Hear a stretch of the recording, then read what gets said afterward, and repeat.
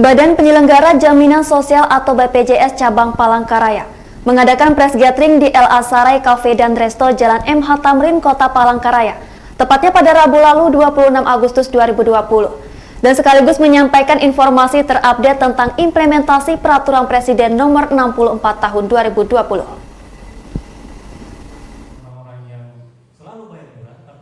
Pada press gathering ini, Kepala Cabang BPJS Palangkaraya Muhammad Masrur Ridwan menyampaikan tema kegiatan ini yaitu implementasi Peraturan Presiden Nomor 64 Tahun 2020 pada tahun 2021. Kegiatan tersebut dihadiri berbagai awak media untuk mengetahui perkembangan dan informasi terupdate regulasi terbaru dari pemerintah. Dalam kesempatan ini, beberapa perwakilan media melakukan tanya jawab dengan narasumber. Gathering ini sebenarnya memang kita ada kemitraan dengan media. Jadi dalam setahun itu 2 kali biasanya kita lakukan kemitraan itu. Kita menyampaikan informasi yang terupdate regulasi dari pemerintah ke teman-teman media. Sehingga harapannya teman-teman media ini juga menyampaikan informasi itu kepada masyarakat agar mereka memahami regulasi yang baru tersebut. Nah, juga kita sebenarnya sudah sampaikan ke koran media juga. Cuman untuk kondisi seperti ini langsung ketemu teman-teman media itu ya saling sharing, saling tanya jawab apa yang harus kita bersama-sama bisa pikirkan untuk keberlangsungan program ini. Jadi satu tim kita semua stakeholder ini supaya itu tadi yang saya terangkan tadi, masyarakatnya lancar bayar iuran, juga di pelayanan kesehatan juga bisa terbantu ketika ada permasalahan.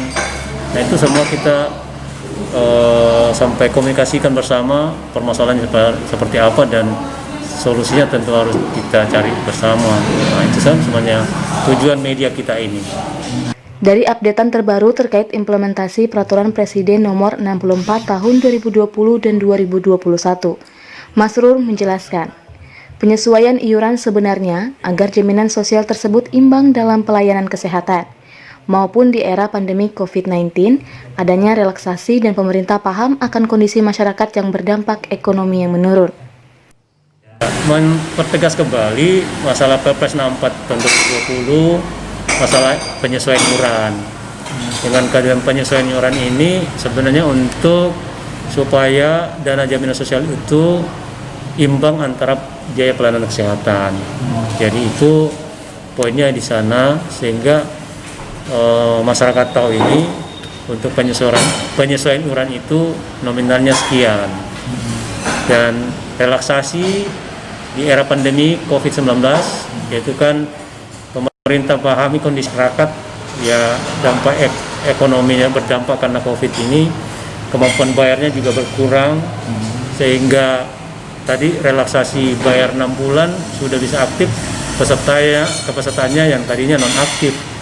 Jadi cukup bayar 6 bulan sudah aktif dan sisa tunggakannya dicicil, dibayar sampai Desember 2021. Jadi itu keringanan yang diberikan oleh masyarakat kita yang menunggak kembali iuran supaya bisa berobat kalau sakit. Nah, itu 2 substansi itu yang hari ini yang kita sampaikan ke teman-teman media. Ia berharap masyarakat dapat patuh pada Perpres 64 sehingga program Jaminan Kesehatan Nasional atau JKN ini bisa berkelanjutan dan dapat memfasilitasi pelayanan kesehatan.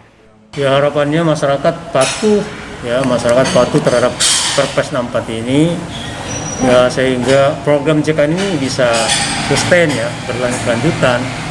Karena itu harapan pemerintah itu ya itu tadi menyesuaikan iuran. Kalau tidak dilakukan itu maka ya tidak cukup dana jaminan sosial itu untuk membayar fasilitas kesehatan ya.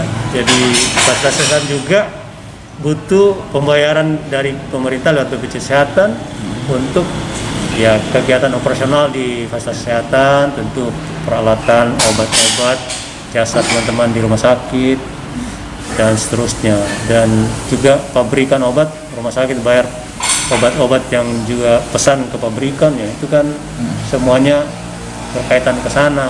Nah, jadi ujung-ujungnya nanti kalau itu hambat pembayaran itu kan dampaknya ke pelayanan peserta, jadi tidak optimal. Jadi keluhannya nanti banyak lagi. Oh ini karena pemerintah belum bayar, BPJS Kesehatan belum bayar. Nah, karena tadi kecukupan dana itu tidak cukup untuk membayar fasilitas kesehatan. Nah, sebenarnya itu subsidi untuk perpesnya itu Perpres 64 itu untuk penyesuaian iuran CKN. Dari Kota Palangkaraya, Surya Desianti melaporkan.